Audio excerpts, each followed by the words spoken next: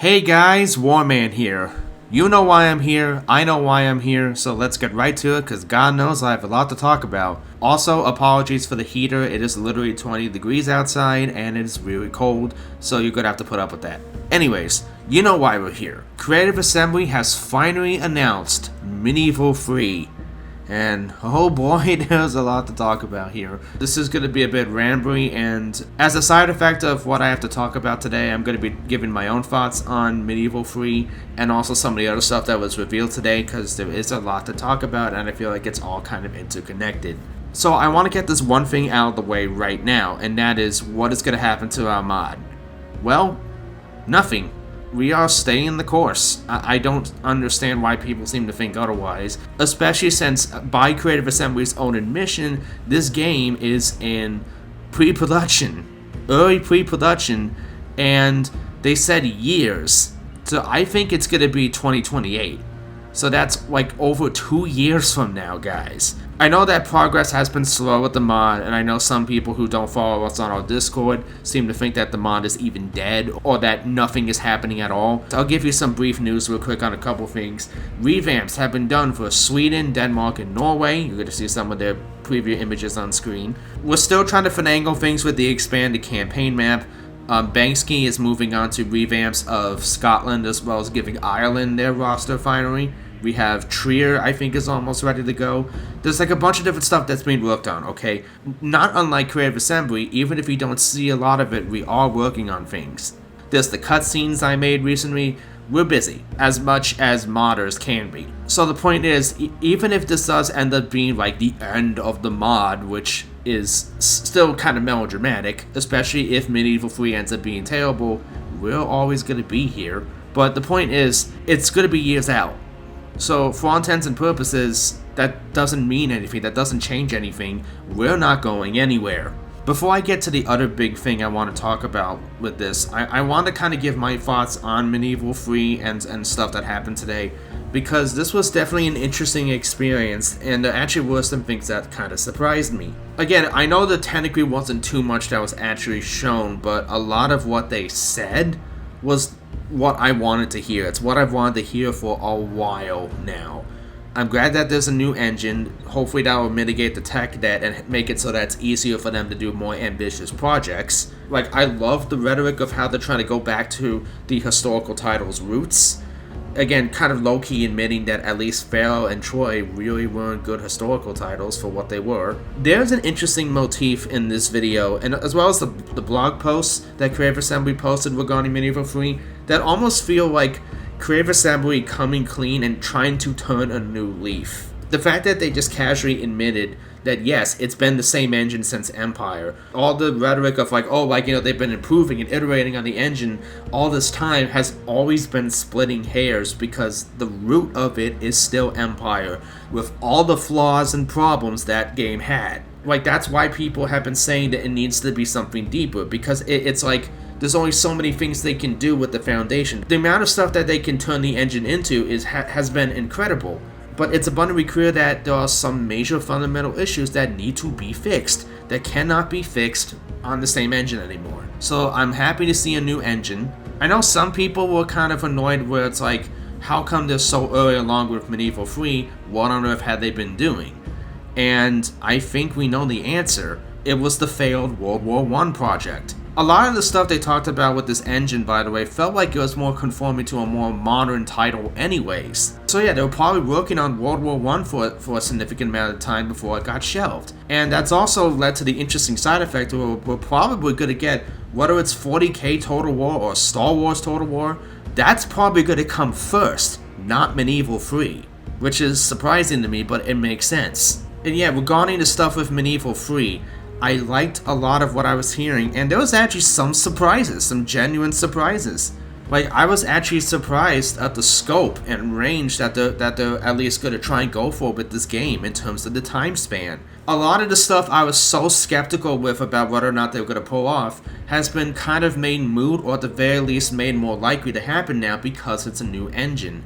Because I said in my last video talking about Medieval 3 that Medieval 2 was a strange beast because it was such a wide time span. And it's interesting how they're going to try and go for this again. Again, they name dropped a bunch of factions from all across where you would expect this stuff to be. Again, across multiple centuries. Some of what they were saying did kind of feel like fluff. And I also know that some people are making comparisons to the marketing of Rome 2. This still hits different. Again, because of the aforementioned low-key coming clean aspect of this, and the fact that not even Rome 2 had a new engine. If nothing else, I like the headspace this game is coming from. That doesn't mean it's going to be a good game, but it's what I wanted to hear, and exactly what I was hoping for. Again, I'm kind of going all over the place with this. I want to go back to the sheer scope of stuff with this because we actually got some concept art and this surprised me. I was only expecting like an announcement trailer and maybe like the vaguest possible things. The fact that we got like this concept art is so interesting because it does say a lot right there.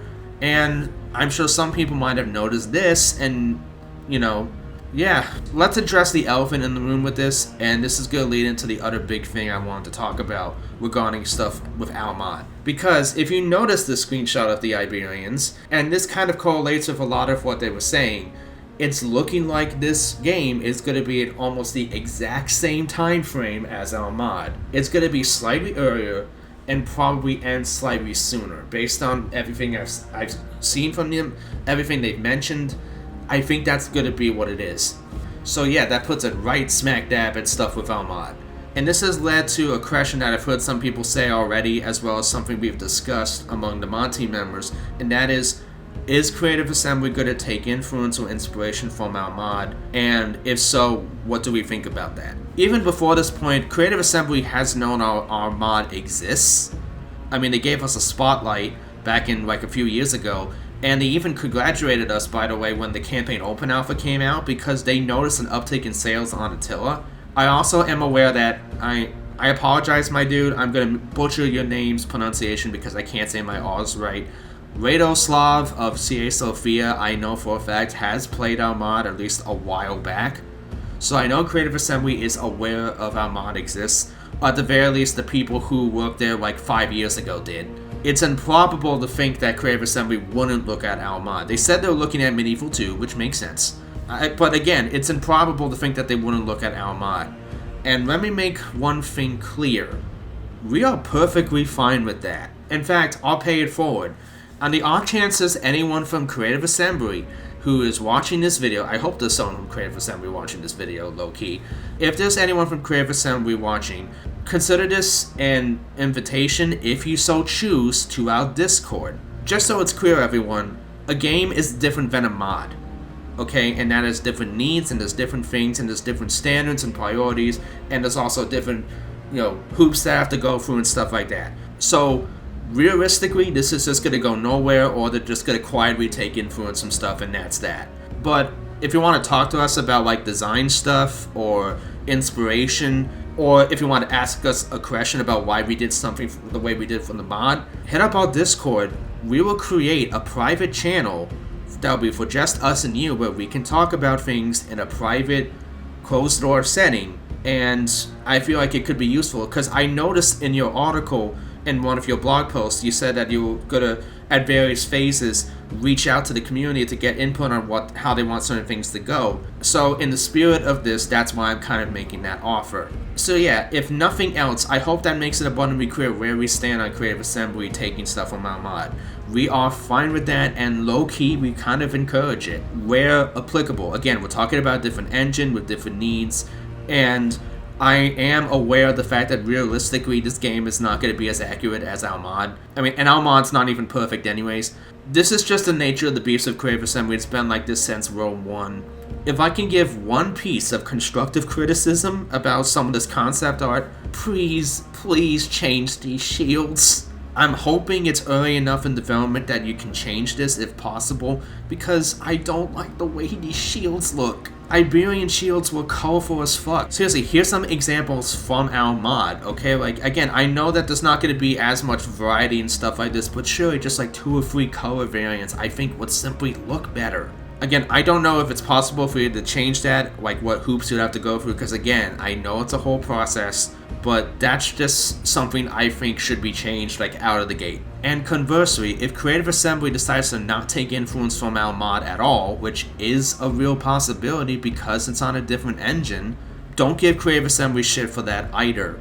You know what I mean? Like, again, the biggest motif I'm trying to kind of point out with this is I don't want there to be any perceived rivalry or, you know, animosity or any kind of divide between people who like our mod and people who like Medieval 3. I don't want there to be this kind of conflict.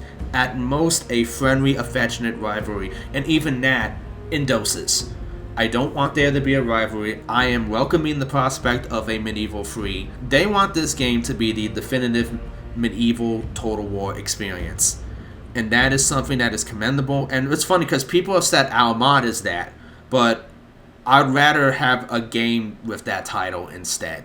So yeah, that's basically the gist with this. I probably missed something because again, there's a lot that happened today and it's a lot to process, but that kind of gets the gist of it. So I will see you guys later.